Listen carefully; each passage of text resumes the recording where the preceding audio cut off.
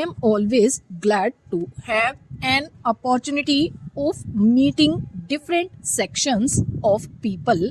There is no doubt that the business community is playing, and I hope will continue to play an important role.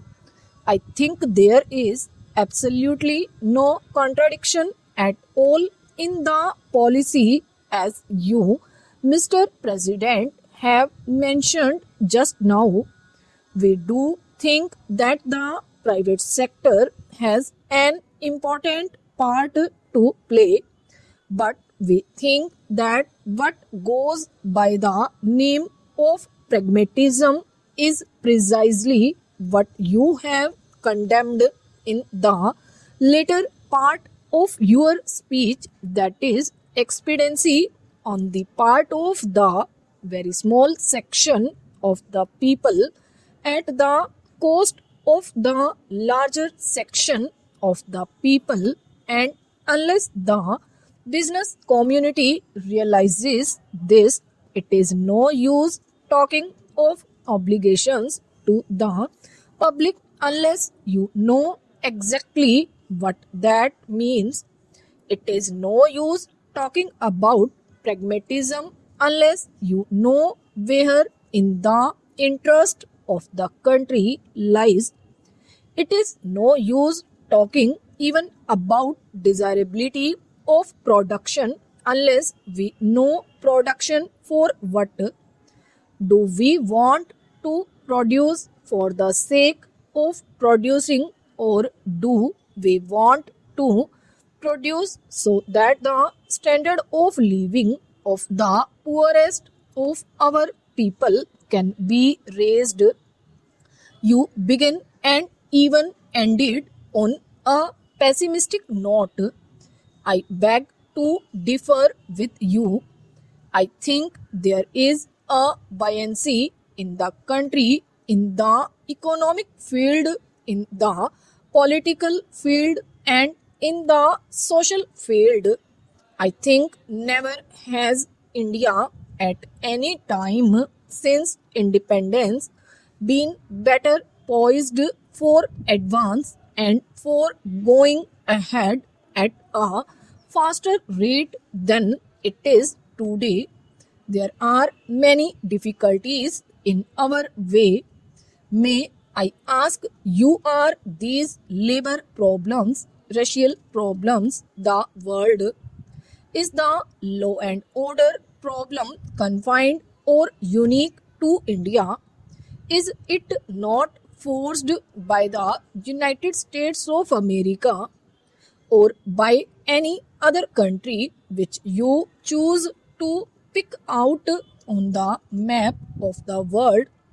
Let us be realistic when we are facing these problems. The business community has first of all to learn not to run down the nation. You have condemned for running down the private sector. May I ask you to look at the speeches which have been delivered through the years and the number of speeches which I have said through condemning the public sector. As you, Mr. President, have said in your address, there can be no economic progress in conditions of instability, uncertainty, and insecurity. Any attempt at bringing about a greater measure of economic equality will receive a setback in any such environment, and in all situations in which law and order breaks down, it is the poorer sections of the society who suffer most than the affluent section. But I would like to draw your attention to one thing. Stability cannot be and should not be equated with the perpetuation of the status quo. Stability cannot be brought about if the present inequalities are allowed to remain or to grow. And unless we take note of the aspirations of the people and engineer change peacefully, we shall be overtaken by events and by far greater violence than you have seen today. Today, there is an atmosphere of restlessness in our country and also in every other country in the world and even in the most affluent of societies, as you may have noticed in the media, and countries that were quite until recently considered to be heavens of peace and prosperity do not seem to be quite so now.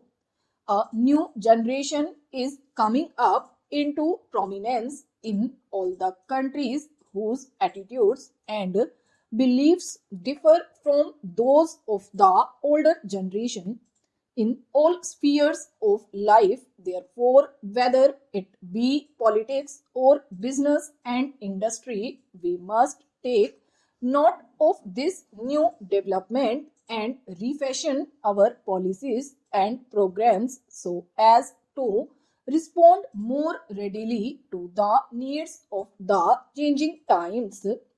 Your speech, Mr. President, clubs together the concentration of economic power and political power and considers both to be undesirable. Now, there are adequate safeguards in our political setup against the concentration of political power. Our federal system, with its allocation of powers as between the center and the states, is by itself a corrective against any trend towards the concentration of political power. We have now the phenomenon of different political parties holding power in different states, and in the national sphere also we have a powerful opposition subjecting every move of the government to the closest and most critical scrutiny. But businessmen should ask themselves frankly whether there are similar correctives against abuses flowing from the concentration of economic power.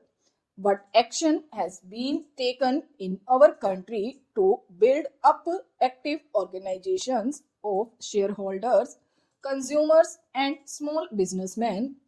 In the absence of organizations of this nature exercising a countervailing influence against the concentration of economic power, government had to step in, whether it is the nationalization of banks or the monopolies legislation which is now on the anvil. Stop.